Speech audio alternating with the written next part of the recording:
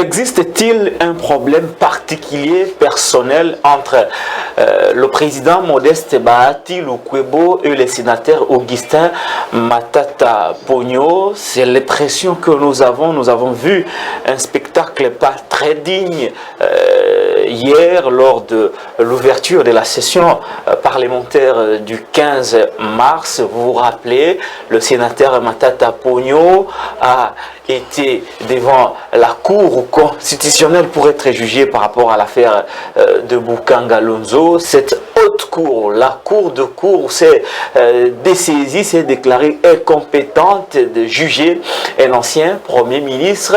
Et depuis, le sénateur Matata Ponyo peine à recouvrer ses immunités au niveau de la Chambre haute du Parlement. Je parle du Sénat. On ne sait pas pourquoi le bureau de la Chambre haute du Parlement traîne à donner les immunités parlementaires au sénateur Augustin Matata Ponyo Mapone. Est-ce que c'est une affaire personnelle? Quelles seraient les motivations du président Bahati à ne pas faciliter la remise des immunités du sénateur Matata Ponyo Mapone? Existe-t-il un conflit personnel? Vous vous rappelez la dernière fois que le sénateur Matata Ponyo a tenté de gagner Lubumbashi pour plairer sa sœur qui était décédée. L'autorisation ne lui a pas été accordée. Par conséquent, il est resté à Kinshasa. L'homme multiplie des stratégies pour pouvoir retrouver ses immunités parlementaires. Hier, il a abordé la question, il a même saisi ce collègue sénateur pour dénoncer ce qu'il qualifie de l'indifférence de la part de ses pairs qui ne veulent pas le soutenir, être solidaire avec lui pour qu'il puisse retrouver ses immunités. Je crois qu'il a même saisi le président de la République pour solliciter son implication afin qu'il puisse retrouver ses immunités. Est-ce que les ambitions présidentielles du sénateur Matata Ponyo Mapone est un obstacle pour la remise de ses immunités? Est-ce que le fait pour lui d'avoir refusé d'adhérer à l'union sacrée de la nation constitue un obstacle à la remise de ses immunités parlementaires? Nous allons en parler, savoir les tenants et les aboutissants du côté judiciaire, mais aussi du côté politique. Un dossier exclusif et réservé à cette affaire qui fait polémique au niveau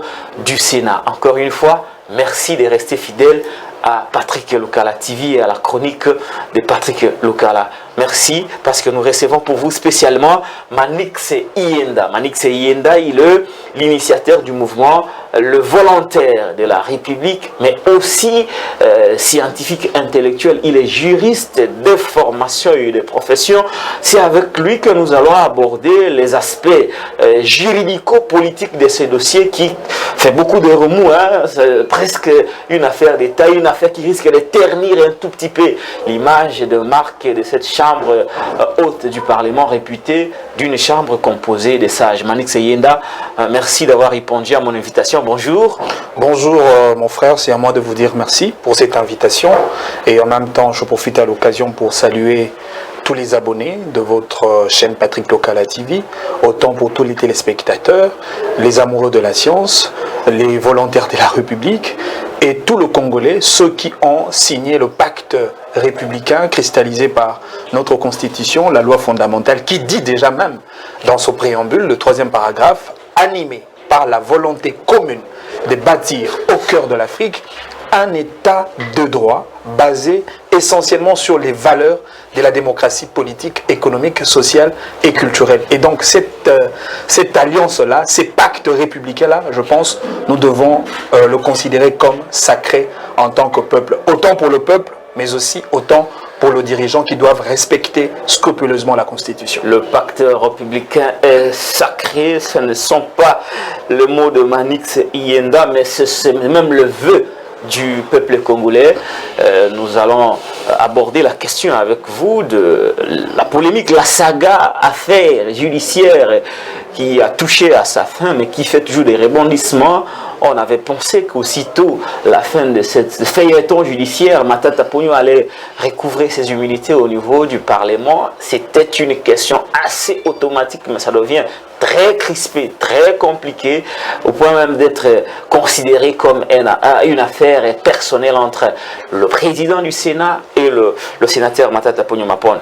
Pouvez-vous nous rafraîchir la mémoire par rapport à ce dossier avant même que nous arrivions à émettre des hypothèses par rapport à pourquoi il a du mal à retrouver ses immunités? Qu'est-ce qui s'est passé avec Matata pour qu'on en arrive là? D'abord, il faudrait parler d'un point qui constitue même l'objet de notre indignation, nous en tant que jeunes, la nouvelle génération politique d'aujourd'hui, qui constate qu'il y a assez des ménopausés politiques au sein des microcosmes politiques, c'est-à-dire des acteurs politiques qui n'arrivent plus à reproduire des valeurs que nous pouvons considérer comme des paradigmes, comme des véritables héritages à léguer à la génération future que nous sommes. Vous imaginez que le Sénat, qui est considéré comme la véritable symbolique de la démocratie, aujourd'hui les animateurs du Sénat, tout en commençant par le président de cette institution, la Chambre haute du Parlement, prêchent par une série d'antivaleurs, et cela quand même fait l'objet d'une indignité, surtout de la part de nous en tant que jeunes. Alors aujourd'hui, il est vrai, en regardant l'affaire Matata, tous nous comprenons qu'il s'agit d'un acharnement politique. Oui, avant qu'on en arrive, rafraîchissez-nous un peu la mémoire sur les dossiers, ce qu'il y a eu, pour que finalement nous ayons la possibilité d'émettre des hypothèses par rapport à ce qui lui arrive présentement. Comme nous le savons, Matata a été l'un des dignes fils de la République qui a accompli ses loyaux services, et aujourd'hui d'ailleurs les traces et les empreintes des Matata continuent de persister en termes de continuité de l'État, parce qu'aujourd'hui on s'en sert encore en termes de continuité de l'État. Matata a travaillé d'abord comme directeur général de BCECO, il a servi son pays comme ministre des Finances, et autant il a rendu de loyaux services comme Premier ministre. Et aujourd'hui, s'il faudrait parler des Matata en termes des référentiels existants, je pense qu'il y a assez d'œuvres qui existent et qui identifient effectivement le passage des Matata à la primature. Comme on a toujours dit, les hommes passent, les institutions restent. Ouais. Et donc, Matata ne devrait que passer, ce qui est tout à fait normal dans le cadre des gestions de la res publica. Mais après les départs de Matata, c'est alors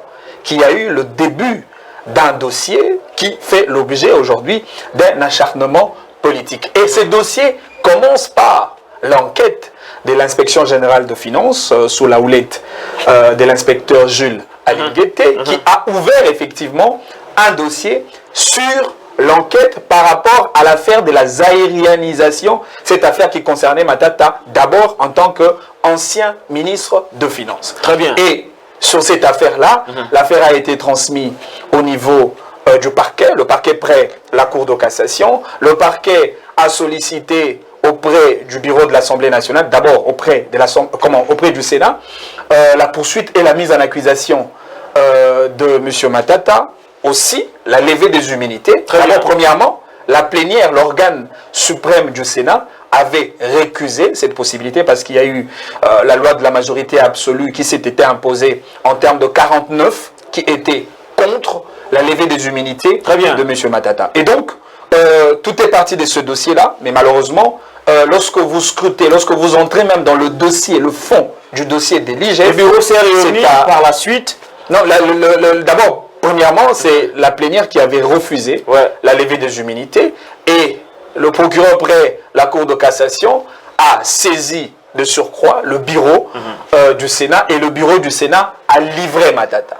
A livré Matata pour des raisons que vous connaissez tous. Parce que, en ce qui concerne la solidarité institutionnelle, déjà vous le savez, si l'organe suprême du Sénat, la plénière, a refusé, à combien plus forte raison, les présidents du Sénat qui est censé protéger les sénateurs face à toutes sortes d'acharnements politiques qui viennent contre le membre de la Chambre haute. Ce qui n'a pas été le cas dans le chef du président du Sénat, Modeste Bahati, qui a manifesté la plus grande mauvaise intention de pouvoir livrer Matata. Mais qu'à cela ne tienne, lorsque Matata a été rendu devant la Cour, le procureur général près la Cour de cassation, parce que nous étions dans une phase préjuridictionnelle, effectivement, Matata a brandi tous les éléments nécessaires. Et d'ailleurs, il a brandi même des éléments que l'IGF, autant pour le procureur général près la Cour de cassation, avait soustrait dans ces dossiers-là. Il les a présentés. Il les a présentés, et il a présenté comme preuve tangible. C'est ce qui a justifié effectivement l'innocence de M. Matata sur ce premier dossier de la aérianisation. Et même le procureur général près la Cour de cassation, lorsqu'il s'est rendu compte effectivement de l'innocence de Matata au travers les preuves probantes que Matata avait brandies, monsieur le procureur général près la Cour a présenté ses mea culpa devant Matata. Il a présenté ses excuses et s'est rendu compte que Matata était sous les viseurs d'un acharnement aussi politique que judiciaire. Et Matata d'ailleurs l'a dit. Il a dit que le procureur général près la Cour de cassation lui a présenté ses excuses par rapport à ces dossiers. Et jusqu'à ce jour, on n'a jamais entendu un contre-argument venant du procureur général pour contester cette confirmation du propos de Matata. Et donc, le dossier a été clôturé. Le dossier a été clôturé, le dossier a été classé sans suite. Et par conséquent, Matata devrait recouvrir ses immunités. Parce que ces immunités ont été levées sur base de la demande de poursuite sur l'affaire de la réalisation qui déjà est close. Ce qui est encore étonnant, nous avons senti une sorte de vitesse exponentielle entre le parquet près la Cour de cassation, en même temps avec le parquet près la Cour constitutionnelle qui a profité de cette occasion lorsqu'il s'est rendu compte que Matata a été lavé en amont par la Cour de cassation. Le procureur général de la Cour constitutionnelle, 6 jours après, il saisit le Sénat profitant de la poursuite qui a été déjà ouverte, mais malheureusement, sur un dossier qui ne concerne même pas les dossiers du parc agro-industriel de Boukangalonzo. C'est comme ça que M. Matata réclamait d'abord en son temps là les recouvrements, ses immunités, parce qu'on ne peut pas le juger sur un dossier qui n'a jamais été l'objet d'une demande en termes de levée des immunités de M. Matata. Donc, il y a eu un peu de fraude à ce déjà à ce niveau-là, il y a une sorte de cacophonie. Mais déjà même nous, en tant que hommes et femmes de droit, surtout de droit constitutionnel, nous savons que le recouvrement des immunités d'un parlementaire, surtout sur base d'un dossier judiciaire déjà clos, ne devrait qu'être possible de manière automatique. Aussi longtemps que l'affaire est close, dossier, M. Matata devrait recouvrir ses immunités. Très bien, on va y arriver aux commentaires. Le deuxième dossier, Boukangalonzo, il est devant la Cour dit qu'elle ne peut pas juger un ancien Premier ministre. Il n'y a pas de juridiction au Congo qui peut juger les anciens Premiers ministres. D'après vous, il devrait en principe recouvrir ses immunités de manière automatique. De manière automatique. Mais ce qui est encore curieux, l'inspecteur général de finances, M. Alinguete, il a commencé par saisir sur l'affaire Boukangalonzo la Cour de cassation sur ces dossiers-là. Et la Cour déjà en amont, au départ la Cour s'était déclarée incompétente sur le dossier Boukangalonzo parce que la Cour a justifié son raisonnement selon la logique de ne pas juger un sénateur pour des infractions commises pendant qu'il était Premier ministre. Parce que le juge de la Cour de cassation est le juge naturel des députés et des sénateurs. Et donc, très bien. Déjà au départ, la Cour de cassation avait déclaré son incompétence. C'est comme cela que l'inspecteur général de finances, M. Alinguete, et autant pour la structure IGF, ils sont allés saisir cette fois-là la Cour constitutionnelle pour effectivement poursuivre M. Matata. Mais attention, ici, la question demeure celle de savoir, est-ce qu'on poursuit les sénateurs Matata ou on poursuit les premiers ministres en fonction Matata? Ah oui, là c'est une nuance. Alors que les évidences sont tellement claires, M. Matata n'est plus Premier ministre, et même si vous lisez la Constitution, très bien, parce que la Cour constitutionnelle, autant pour les Sénats, autant pour le parquet près la Cour constitutionnelle, ils ont comme Bible référentielle cette Constitution. La Constitution a posé des principes de base. Très bien. La Constitution dit, avant de poursuivre un Premier ministre en exercice, d'abord je commencerai par la disposition qui parle de la pénalisation du président de la République et du Premier ministre, parce que la Constitution reconnaît la Cour constitutionnelle comme le juge naturel, le juge pénal du président de la République et du Premier ministre. En fonction, s'il vous plaît. En fonction, s'il vous plaît. Ouais. Et la Cour honoraire. Non, on ne parle même pas d'un Premier ministre honoraire. Très bien. On ne parle même pas, dans la Constitution, on ne parle même pas d'un ancien président de la République. On parle d'un président de la République et d'un Premier ministre en fonction. Très bien. Et la Constitution, par la suite, donne encore une condition sine qua non, qui constitue d'ailleurs le visa, avant même de poursuivre un Premier ministre en fonction. Il faut que le Congrès Se réunissent.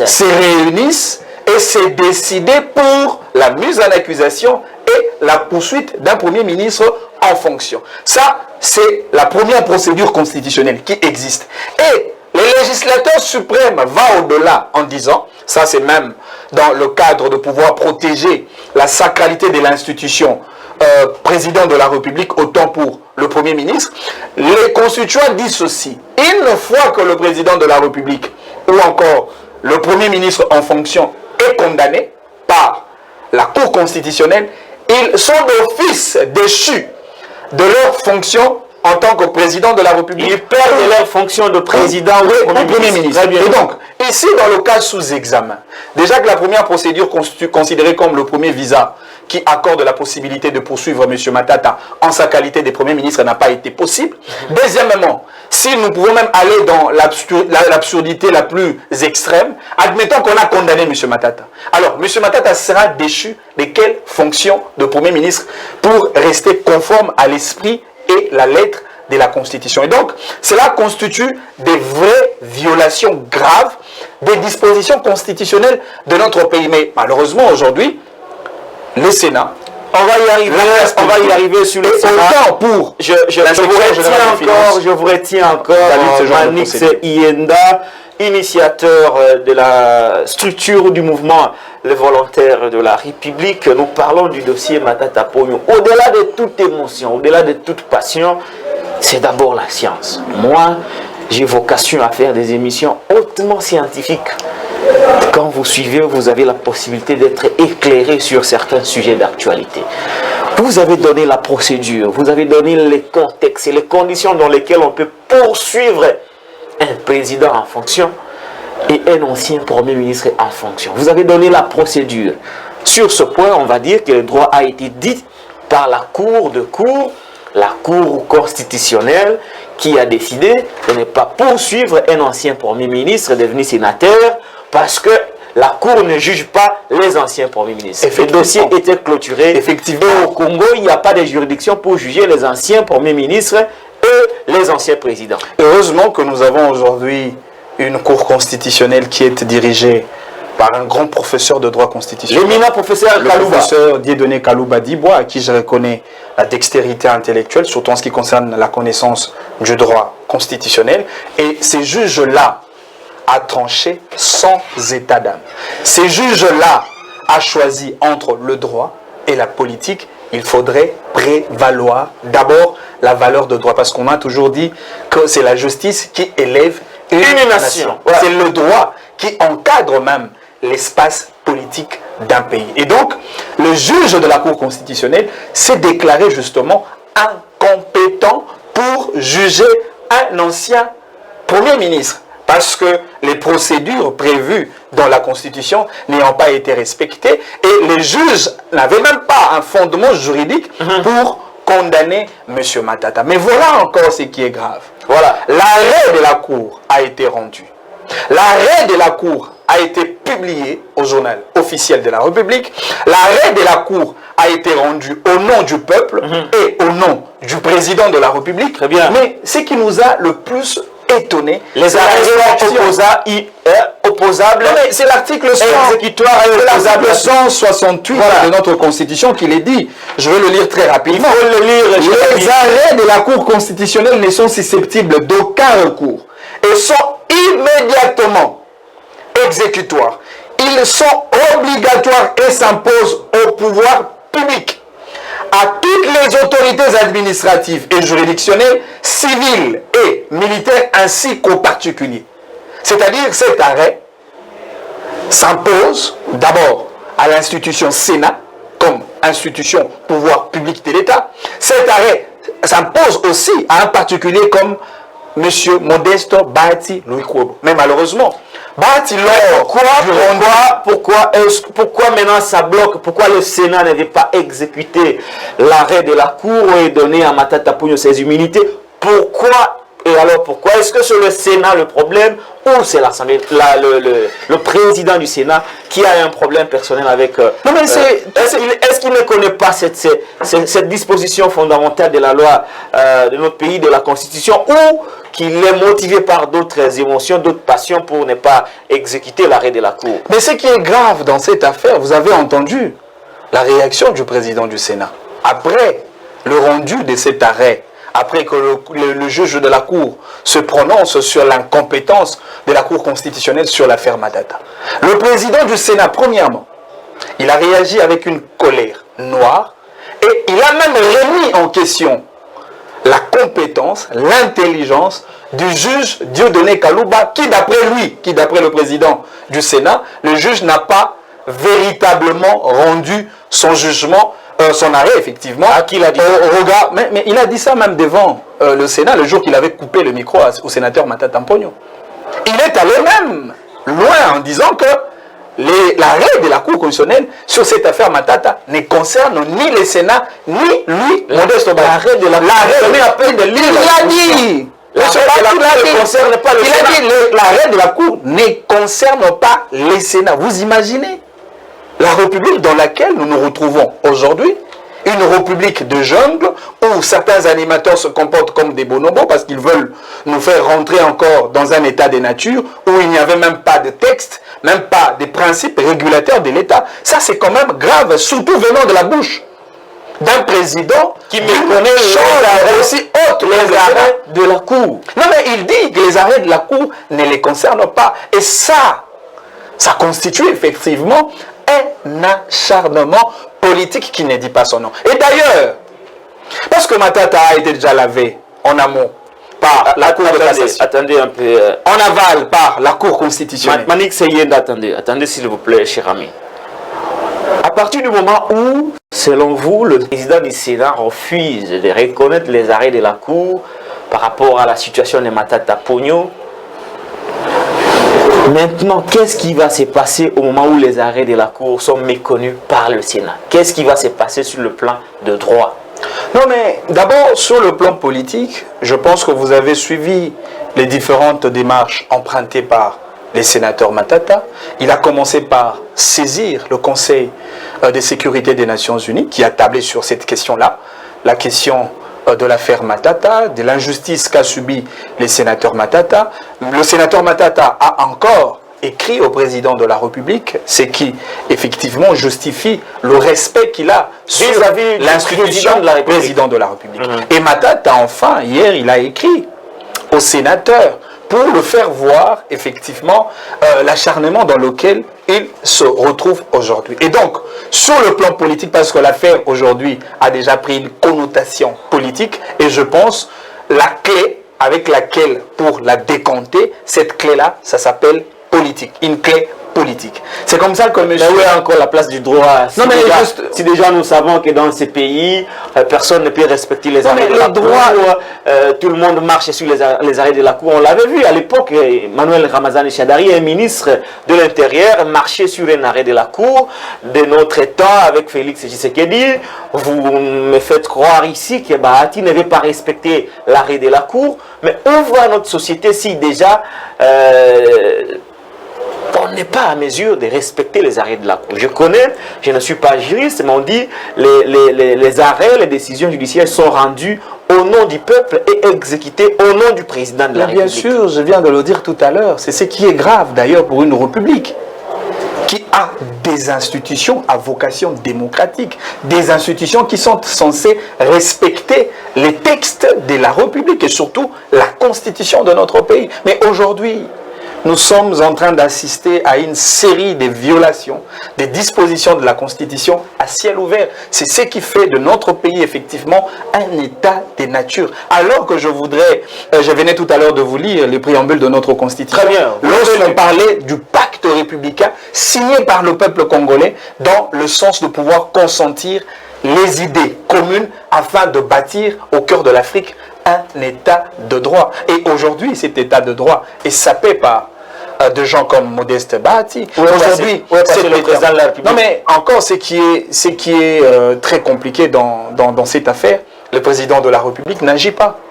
Le les silences coupables du président de la République. Pourquoi il n'agit pas? Non mais ça on ne sait pas parce que le président... Les ambitions présidentielles de Matata Ponyo fait qu'aujourd'hui Félix est peut-être derrière ces dossiers et qu'il agit dans Modeste Bahati Lukwebo pour refuser à Matata de recouvrir ses immunités. Vous savez... Vous pensez que le fait pour Matata de refuser d'aller à l'Union sacrée fait de lui la cible préférée de ceux qui pensent qu'il n'y a que Félix qui peut être candidat président en 2023? Non mais Félix Tshisekedi ne serait pas le seul candidat. L'Union sacrée, autant pour l'UDPS, ne serait pas l'unique formation politique qui existerait dans notre pays. Mais est-ce que les ambitions de Matata qui gênent le président de la République ne sont pas à la base de ces blocages? Non mais nous sommes en démocratie. Il n'existe même pas dans des États le plus autoritaires possible, il n'existe jamais des tribunaux qui condamnent des gens parce qu'ils expriment leurs ambitions de postuler à une quelconque fonction au niveau de l'État. On ne peut pas en vouloir Matata parce qu'il a des ambitions de postuler à la présidentielle de 2023. Faudrait-il que Matata rende encore ses ambitions officielles? On le soupçonne. C'est un secret pour personne. Hein. Mais ça, il a quitté le PPRD. Aujourd'hui, il a... Matata, c'est un homme organisé, il a la fondation MAPA, il vient encore de créer leadership aussi, ou encore développement, il fait des conférences, il publie des ouvrages. Clairement, c'est quand même un candidat sérieux pour la présidentielle. Face à l'UDPS, très mal organisé, face à un président de la République qui a un bilan catastrophique, nous pensons victime de ses ambitions et ce n'est que légitime que Bahati, qui soutient la candidature du président de la République en 2023, puisse créer des complications par rapport à la remise des immunités de Matata Ponyo au Sénat. Non mais là, Bahati est en train de présenter à la face du monde que son candidat, Félix Antoine Tshisekedi Tshilombo, qui a raflé la majorité présidentielle lors des élections de 2018, devient un candidat faible. Là, Bahati voudrait faire voir à la communauté nationale que Félix Tshisekedi n'est pas à même de faire face à des candidats qui viendraient avec la prétention de pouvoir relever les défis de la République. Là, Bahati est en train de cracher sur le poids politique du président de la République. Il est en train de cracher sur le parti UDPS qui a milité dans un combat aussi sacré, dans une lutte de plus de 37 ans. Bahati est en train de compromettre même les valeurs sacro-saints de la démocratie de notre pays. C'est comme ça que moi je dis. Vous avez aujourd'hui le comportement, l'attitude de Modeste Bahati. Et la véritable preuve qui atteste que si demain, par occasion, Bahati prend le privilège d'assurer l'intérim des fonctions du président de la République, Bahati compliquerait l'Union sacrée. Bahati compliquerait l'UDPS. Comment ça? Parce que déjà, mais il exprime le comportement de quelqu'un qui veut usurper le pouvoir au profit politique. Si aujourd'hui, pour des raisons, je dirais, personnelles, Bahati ne veut pas accorder les immunités des Matata, qui du reste constitue son droit fondamentalement garanti dans notre constitution, à combien plus forte raison lorsque Bahati aura l'impérium lors de l'intérim de fonction du président de la République. C'est comme ça que moi je dis, il faudrait que l'UDPS ouvre les yeux par rapport à ça, parce qu'aujourd'hui Bahati est pratiquement devant la porte de sa retraite. La dernière fonction politique de Bahati, c'est le président du Sénat.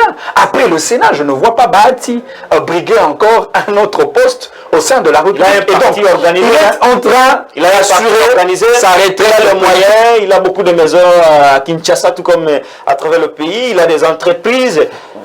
Bahati aussi, il a le profil de quelqu'un qui peut Bahati assumer les plus hautes fonctions. Voilà, s'il veut assumer les plus hautes fonctions, surtout les fonctions présidentielles, il n'a qu'à exprimer ses ambitions, il n'a qu'à dire à la face du monde qu'il serait candidat président de la République lors des élections de 2023.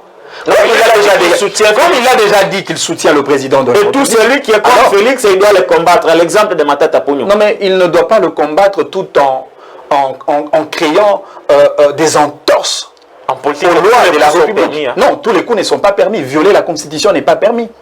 Violer les lois de la République n'est pas permis. Cracher sur le peuple congolais n'est pas permis. Parce que l'arrêt de la Cour constitutionnelle est proportionnel à la légitimité du peuple. Parce que l'arrêt est l'œuvre même de la Constitution. Lorsqu'on viole, lorsqu'on veut marcher sur l'arrêt rendu par la plus haute cour de notre pays, ça c'est marcher sur le peuple congolais, ça c'est cracher sur la souveraineté nationale de notre pays, et cela constitue donc des infractions très graves, des hautes trahisons et même d'outrage à la souveraineté du peuple congolais. Vous voulez dire que ce que fait Modeste Bahati Lukwebo constitue l'outrage et la haute trahison vis-à-vis du peuple? Au-delà de ça, Bahati fait de la rébellion institutionnelle. Ce qu'il fait là, c'est très grave. Il nous amène dans une république qui ne reflète pas les identités de notre pays. Nous appelons notre pays la République démocratique du Congo. Et donc, nous devons promouvoir les valeurs de la démocratie et non le comportement d'un kamikaze qui veut à tout prix exploser la République pour des intérêts politiques gloutons. Et donc, moi, je dis, aujourd'hui, il faudrait que Modeste Bahati revienne dans son bon sens. Aujourd'hui, Modeste Bahati a l'obligation de pouvoir emprunter le chemin de la sagesse. Vous savez, quand quelqu'un s'apprête à la retraite, à sa retraite politique, je pense à la limite, il doit opter pour le chemin de la sagesse. La roue tourne. Aujourd'hui, vous victimisez Matata. Demain, on ne sait pas si ça sera vous, Modeste Bahati. Si aujourd'hui, Kabila n'est plus, à combien plus forte raison Tshisekedi, pour un mandat qu'il assumera devant le peuple, Tshisekedi partira. Je vous ai dit au début de mes propos, les hommes passent, les institutions de la République restent. Aujourd'hui, la FDC, autant pour Modeste Bahati, c'est bombe toujours la poitrine. Nous sommes la plus grande force politique au sein du microcosme. Mais c'est vrai, l'AFDC, au-delà de tout, on a un peu grignoté un peu de députés à Moïse Katumbi. L'UDPS n'a pas assez de députés.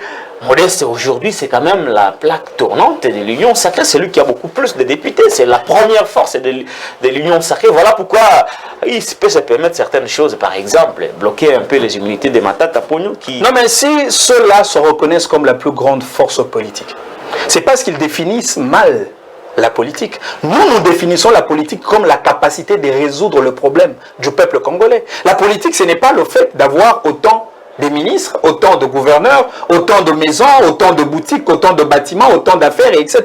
Mais quid alors de l'intérêt du peuple? Oui, Modeste Bahati a autant de ministres, il a autant de gouverneurs, il a des députés nationaux, des députés provinciaux. Mais Bahati a fait quoi pour le Congo? Alors que de l'autre côté, lorsqu'on voit Matata, on voit l'immeuble intelligent qui abrite aujourd'hui autant des ministères. Et même la cour qui voulait condamner Matata, ce bâtiment-là, a été réflexionné par l'œuvre de Matata. Aujourd'hui, on parle de Transco, c'est l'œuvre de Matata. Hôpital du Cinquantenaire, c'est l'œuvre de Matata. Aujourd'hui, nous avions eu un gouvernement de warriors qui bénéficie de privilèges en termes du travail réalisé par Matata pour la réflexion de la primature. Vous savez qu'aujourd'hui, nous comptons déjà plus de 700 jeunes affectés dans l'administration publique à travers l'école nationale d'administration, l'ENA. C'est l'œuvre de Matata. Et donc, Matata a fait beaucoup de choses dans ce pays et Matata mérite à la limite un minimum de respect. Regardez ce que Matata a fait dans son Kindu natal. Est-ce qu'on dira autant pour Modeste Bahati à Bukavu ou encore ailleurs? Pas du tout. Qu'est-ce que Bahati a fait à son Bukavu natal? Qu'est-ce qu'il a fait? Est-ce qu'il a même construit une école? Est-ce qu'il a même construit un hôpital? C'est cela, répondre aux déshydratats du peuple congolais. Mais regardez aujourd'hui, le Congo est fier d'avoir une université au standard international comme l'université Mapon. Regardez, Matata condamné de ne pas bouger du pays pendant 11 mois, tout au plus. Matata fait l'objet d'une injustice de la part du Sénat, autant pour certaines instances judiciaires de notre pays. Pendant 11 mois, tout au plus. Mais pendant le 11 mois, Matata avait déjà lancé les travaux pour la réfection de bâtiments de Home de l'université Mapon. Dans un écart de 10 mois, tout au plus, cette université a été repeinte, les travaux sont finis, et d'ailleurs, c'est sa femme qui s'était rendue à Kindu pour lancer l'inauguration. On dit que c'est sa femme qui est présidente de la fondation Mapon. Combien de chantiers de notre régime restent encore là? Très bien. Combien de chantiers, combien de pierres posées dans ce régime qui demeurent encore irréalisables? Là, vous critiquez Félix. Non, mais je parle de la politique en termes d'action qui tente à répondre aux besoins de la population congolaise. Et donc, nous devons soutenir des gens qui apportent des solutions aux problèmes des Congolais. Et pour ce cas-là, Matata mérite un minimum de respect. Devant cette caméra, Manix et Yenda, entre Matata Ponyo Mapon et Modeste Bahati Lukwebo, qui est plus proche du peuple? Entre Matata et Modeste Bahati, c'est comme l'enfer et le paradis. C'est comme le positif et négatif. C'est comme le jour et la nuit. C'est comme la vérité et les mensonges. c'est comme le noir et le blanc. Et donc, on comprend, celui qui est plus proche du peuple, c'est celui qui a apporté des solutions au peuple congolais. Et donc, aujourd'hui, le peuple s'identifie à travers les œuvres de Matata Mponyo. Je vous ai parlé de plus de 700 jeunes Congolais affectés dans l'administration congolaise à travers l'initiative et l'essence managériale d'un citoyen congolais qui a créé l'École nationale d'administration ENA en lieu et place d'Elenda, École nationale de droit et d'administration, qui a formé des gens comme des Kengo Adondo, Etienne Tshisekedi et j'en passe. Et donc aujourd'hui, c'est celui qui est au plus près du peuple, et ben c'est celui qui a répondu aux desiderata de la population congolaise. Donc pour le reste, nous avons donc on a compris qu'entre Bahati et Matata, celui qui est beaucoup plus proche du peuple, c'est Matata. C'est comme l'enfer et le paradis. C'est comme le torchon et la serviette. Et donc on ne peut pas comparer les deux. Là, vous exagérez. Non, mais on ne peut pas comparer le torchon et... Parce que la mission principale des acteurs politiques, c'est la réponse aux problèmes du Congolais. Vous pouvez avoir autant de ministres, vous pouvez avoir autant de députés, mais quid de problèmes des Congolais? C'est cela le problème. Et donc nous devons changer notre façon de faire les choses, nous devons changer nos paradigmes. Lorsque nous parlons de la force politique, la force politique ne se définit pas par rapport au nombre de députés, tout comme au nombre de sénateurs que vous avez. Le poids politique ne se définit pas par rapport à ça. Le poids politique se définit par rapport à votre capacité de résoudre aux problèmes du peuple congolais. Très bien. Capacité de résoudre les problèmes du peuple congolais. Je ne vais pas créer de la polémique, mais si quand même je pose cette question, je crois que vous aurez une réponse.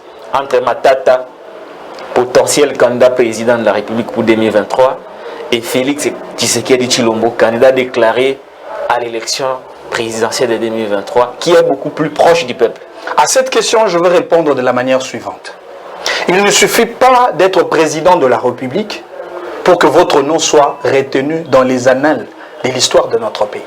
Nous avions eu un président dans ce pays, le président Kasavubu, avec son premier ministre Patrice Emery Lumumba, mais malheureusement, tout comme heureusement, l'histoire n'a retenu que le nom d'un premier ministre Patrice Emery Lumumba. Et donc, c'est par la qualité de votre travail que l'histoire retiendra votre nom et l'histoire vous rendra l'allégeance qu'il faut au degré de votre honneur, de votre personnalité et au degré de ce que vous avez produit comme travail pour le peuple. Et donc, Matata reste les serviteurs du peuple congolais. Et je pense, si on mettait Matata dans ce pays, à la tête de ce pays, vous allez voir le changement. Et vous avez suivi la récente tribune organisée par M. Matata, qui nous a démontré par le chiffre qu'il est possible d'organiser les élections avec un montant de 250 millions de dollars. Et donc, si nous avons un gouvernement sérieux, si ceux qui détiennent le bâton de commandement de la République sont sérieux vis-à-vis d'eux et vis-à-vis du peuple, voilà quelqu'un auprès de qui on peut recourir pour avoir de l'intelligence afin d'organiser les élections avec le moindre coût possible, parce qu'il l'a démontré en tant qu'économiste des formations. Donc, si le président de la République a comme challenger Matata Ponyo Mapon en 2023, il sera battu. Matata a un discours. Le président de la République est en train de construire son discours. C'est ça la différence. Matata a un discours, Félix construit son discours. Non, mais Félix est en train de construire son discours, il est en plein mandat. Il va se justifier au nom du principe de la redevabilité lors de la fin de son mandat. Mais Matata a un discours parce que après Matata, il y a encore des œuvres qui restent. Matata peut parler de Transco, Matata peut parler de l'hôpital du Cinquantenaire, Matata peut parler de l'immeuble intelligent, du bâtiment de la Cour constitutionnelle, de l'ENA, du cadre macroéconomique. Matata peut parler de beaucoup de choses qui sont palpables et visibles jusqu'au jour d'aujourd'hui. Voilà, on va finir avec quelques questions.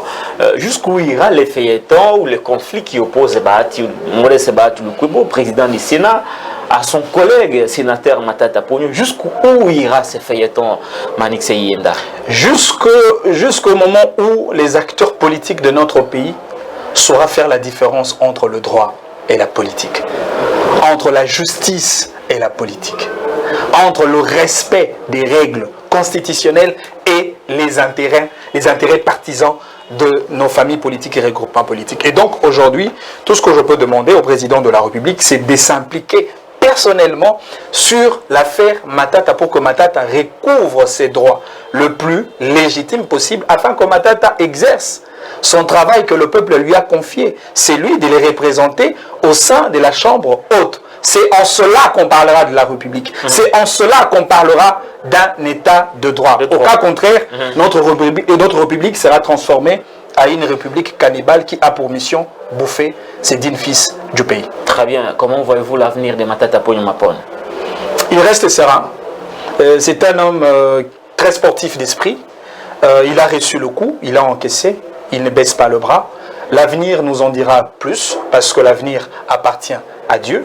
Autour de Matata, il y a tout un réceptacle des idées, de grandes personnalités qui se réunissent et qui travaillent pour l'avenir de ces leaders référentiels que nous considérons aujourd'hui comme notre autorité archétypale. Et donc, Matata reste dans le combat, parce que plus nous vivons, plus nous devons lutter. Il reste serein, mais je pense, et je suis sûr et certain d'ailleurs que cette histoire passera et on parlera d'un autre Congo avec le modèle de leadership, parce que Matata aujourd'hui conduit toute une école de leadership et de gouvernance pour la République démocratique du Congo. Merci beaucoup Manix Yenda. Il nous reste juste un aspect toujours de la rentrée parlementaire, mais je voudrais placer un petit commentaire par rapport à la situation de Matata Ponyo Mapone. L'affaire s'est éclatée quand il était à l'étranger pour ses missions de gouvernance, ses missions de croissance, je crois que c'était en Guinée. Matata avait écourté son séjour pour regagner le pays et présenter ses moyens de défense devant le juge. Matata s'est présenté en citoyen modèle. La Cour s'est dessaisie. Il n'y a aucune raison aujourd'hui de ne pas remettre les humilités à Matata Ponyo Mapone. D'autant plus que s'il y a un autre dossier, vous avez toujours la possibilité de revenir et les renvoyer devant ces juges naturels. Et d'autant plus qu'il n'y a rien pour l'instant. Matata mérite de retrouver ses humilités et avoir sa liberté de mouvement. Je crois que la scène que nous sommes en train d'offrir au peuple par rapport à ces dossiers ne nous honore pas. Le président du Sénat devrait en principe prêcher par la sagesse. Je connais Modeste Bahati Lukwebo, c'est un homme de sagesse, et que ce que nous voyons ne ressemble plus à une affaire de Matata Ponyo, mais on a comme l'impression que c'est un dossier personnel entre d'un côté le président du Sénat et de l'autre côté le sénateur Matata Ponyo Mapone. Il y a lieu de revenir à la sagesse. On va finir par cette question. Juste un mot par rapport à la rentrée parlementaire d'hier. Vous avez suivi les deux discours, celui du président du Sénat, tout comme celui de l'Assemblée nationale. Mais je voudrais que vous répondiez, vous réagissiez par rapport au discours du président Mbosso, qui a rassuré le peuple congolais que sa chambre va travailler de manière à ce que nous ayons des réformes électorales qui permettront à la CENI de nous donner des bonnes élections en 2023. Je pense que cela est c'est un degré de responsabilité avéré pour un président d'une institution aussi importante comme l'Assemblée nationale. Au-delà des contraintes exposées par le président de la CENI, M. Denis Kadima, de contraintes d'ordre financier, de contraintes d'ordre technique, de contraintes juridico-politiques. C'est à ce moment-là que le politique devrait travailler dans le sens de pouvoir réformer d'abord la loi électorale à travers laquelle nous allons organiser des élections crédibles, transparentes et aussi participatives. Parce que, vous savez, cette loi que nous avons aujourd'hui a été une loi confectionnée selon les desiderata d'un mouvement politique, confectionnée selon la taille de la demande d'un mouvement politique. Il faudrait que la question du seuil électoral soit extirpée. Il faudrait que la question de 2 tours des élections soit reprise. Il faudrait que la question de fonction de double ou de triple ou de quadruple fonction poste par des députés, les mêmes députés qui viennent solliciter le mandat à la législative